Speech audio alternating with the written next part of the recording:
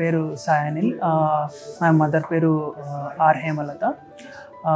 తనకి breast cancer ఇక్కడ like identify అయింది. మేము ముందుగా ఒక ప్రైవేట్ హాస్పిటల్లో ట్రీట్మెంట్ చేయడం జరిగింది అండ్ విత్ సర్జరీ కూడా అయిపోయింది. సర్జరీ అయిపోయాక లైక్ వాళ్ళు ఒక 2-3 సిట్టింగ్స్ తర్వాత లైక్ మల్టిపుల్ స్కాన్స్ తర్వాత ట్రీట్మెంట్ అవుతుంది. అలాగా ట్రీట్మెంట్ అవుతుంటే ఫ్రమ్ రిలేటివ్ సైడ్ నుంచి మాకు తెలిసింది లైక్ ఇలా ఒక పునర్జన్ హాస్పిటల్ అని ఉంది. సో మేము ఇక్కడ అప్రోచ్ అవ్వడం జరిగింది. సో లైక్ ఇప్పుడు ప్రస్తుతం ట్రీట్మెంట్ అవుతుంది. లైక్ 7th సిట్టింగ్లో ఉన్నాం. లైక్ ఎవ్రీథింగ్ ఈజ్ గుడ్, చాలా బాగుంది. స్కాన్ కూడా తీసాము, నార్మల్ వచ్చేసింది. Everything is good now as of now.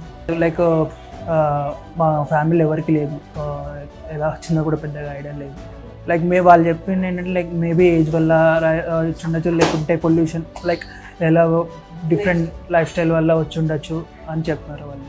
She felt very happy regarding this పునర్జన్.